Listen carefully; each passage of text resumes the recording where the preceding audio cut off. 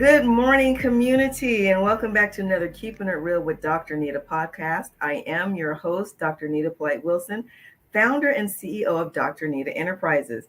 As a C suite trusted advisor and board director, I help my clients reframe diversity conversations from difficult to different. And today we're having a real conversation from the C suite with Dr. Beverlyn Mendez, COO of Easterseals Southern California. Dr. Mendez has been recognized by the LA Times B2B Publishing Division for her accomplishments as an innovator and thought leader in the field of diversity, inclusion, equity, and accessibility. Dr. Mendez, welcome and thank you so much for joining me today. Thank you, Dr. Anita. Thank you for having me. Oh, yes. I've been so looking forward to this particular conversation with you because you talk about accessibility. And a lot of the time we talk about diversity, equity, inclusion, belonging. Accessibility usually isn't in the picture. So I can't wait to dig into this. Before we go there, though, please, Dr. Mendez, tell us about your work at Easter Seals and tell us about the amazing community that you lead there. Absolutely. So Easterseals Southern California is part of national network of Easter Seals. We have 70 affiliates across the country serving over 1.5 million individuals. Locally in Southern California, we serve more than 15,000 people each year with over 2,400 amazing staff in Southern California. We have services such as our autism therapy services where we provide applied behavior analysis and therapies to children and families and adults with autism. We have independent living support, employment support, community-based adult day services, and child development services. So a wide range of services in Southern California with, again, amazing staff here. That is an understatement, both about your services and about your staff. I have certainly enjoyed delivering diversity, inclusion, and belonging webinars to you and your staff because the level of engagement is like nothing I have ever seen. So thank you very much for that. I want to begin, Dr. Mendez, by asking you to interpret one of my favorite quotes from Andy Stanley. And it goes like this: leadership is all about taking people on a journey. The challenge is that most of the time we're asking people to follow us to places we ourselves have never been. When you think about the work that you do at Easterseals, and in particular talking about accessibility, how is it that you might be taking people on a journey that they may have never been on before? Well, I would say it's potentially a journey they haven't thought about being on before. They likely have been. If people look around, if we all look around us, we have either personally experienced a disability where we've needed an accommodation, or we certainly have had family members that have experienced that, aging family members, children in the family. So certainly, I think it's more about being intentional and acknowledging that disability is all around us and is really a part of the human experience. I love the fact that you said it's a journey that we're all on to some degree, but we're probably not aware of it. And what comes to mind, and I know this is probably a poor example, but it's the best one that comes to mind right now.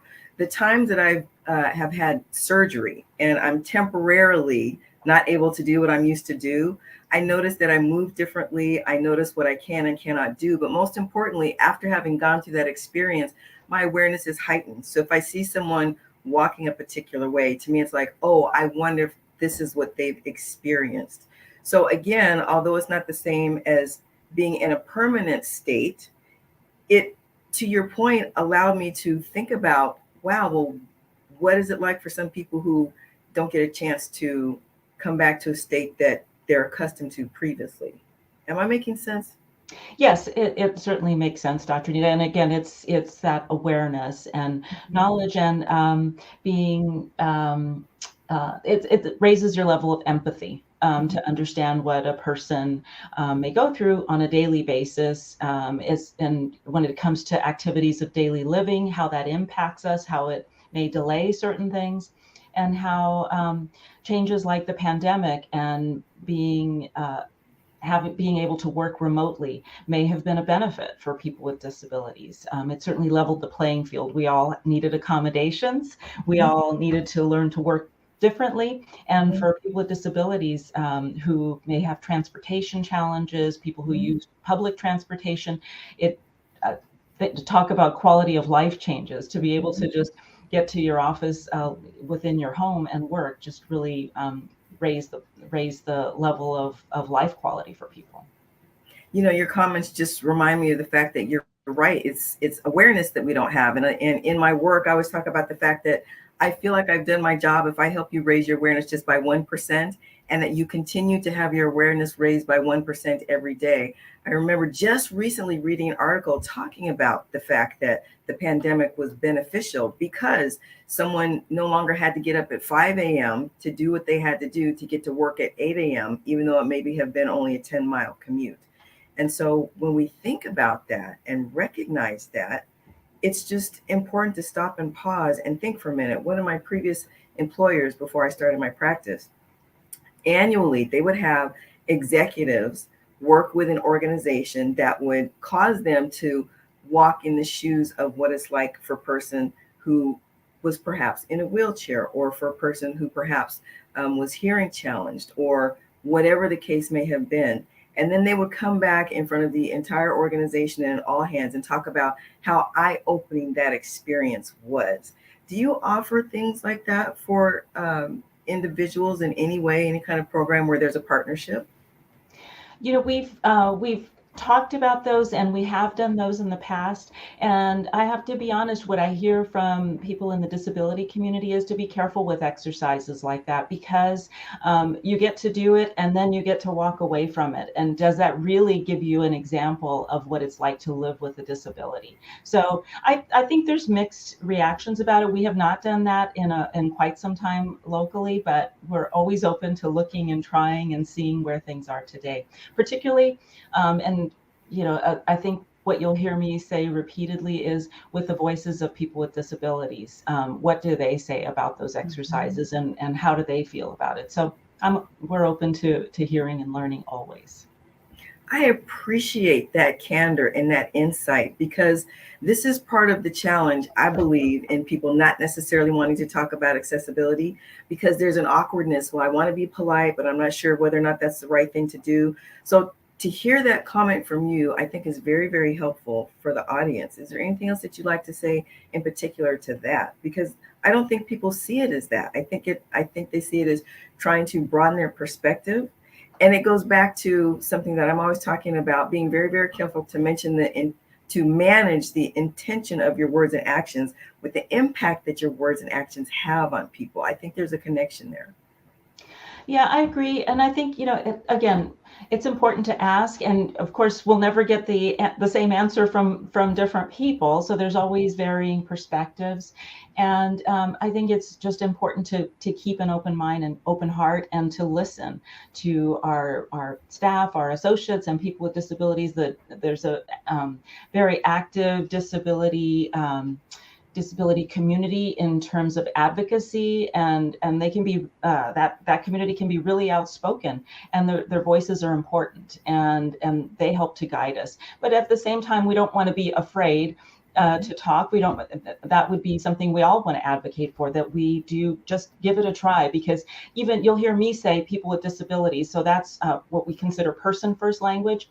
People with disabilities may prefer identity first language, to say I'm autistic, I am disabled, and that it's an ownership and a pride that comes with having a disability. And so it just depends. I think the best thing is that we're all patient with one another and know that our intent is positive.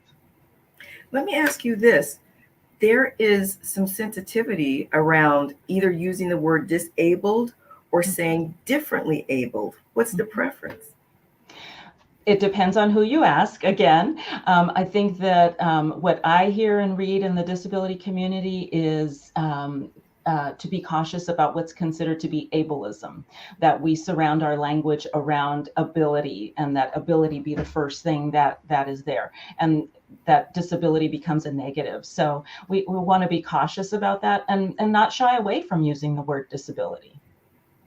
So I want to make sure I'm clear, and as I get some clarity, I'm hoping that translates to the community in terms of preference and again, correct me if I'm wrong, it sounds like the preferred would be to say differently abled.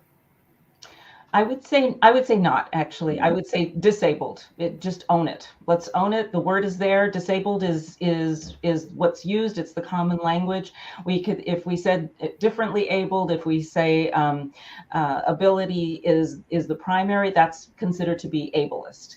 And I would say we want to stick with, let's just own disability and that be a part of our language.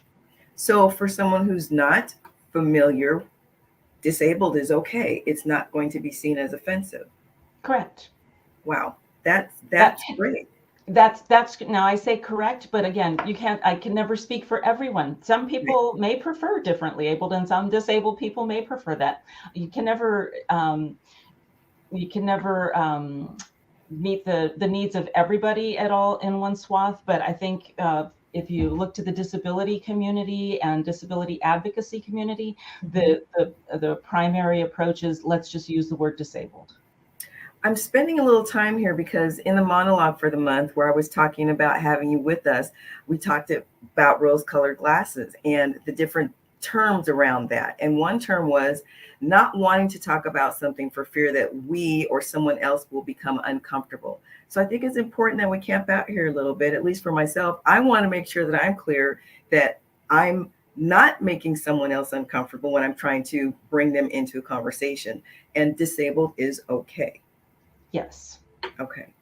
Thank you for that. This was really good. Wow. So I've learned a lot here. Community, I hope you've been learning along with me. It's very similar to diversity, inclusion, belonging conversations. It doesn't have to be difficult, but it's different. It's not hard, but it's complex.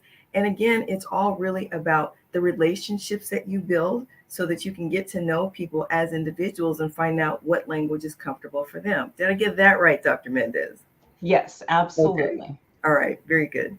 So you recently moderated a panel discussion entitled How to Build a Diverse, Equitable, and Inclusive Workplace. Tell us about that experience and give us a few key takeaways.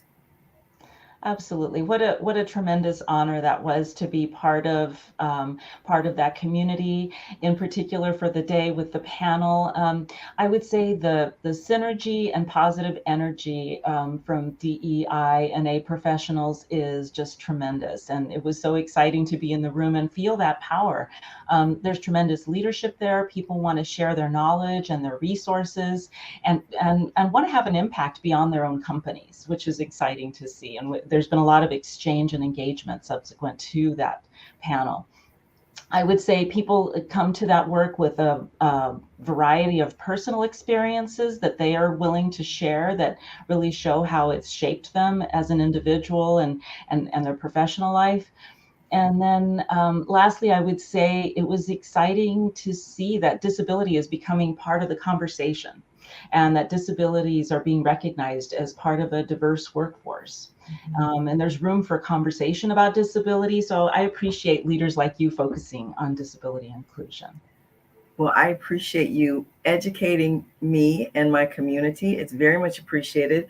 Community, we're going to pause right here and pick up with Dr. Mendez in our next conversation to talk about a quote that I found on her LinkedIn profile that I just found fascinating. Please come back because there's so much more to unpack.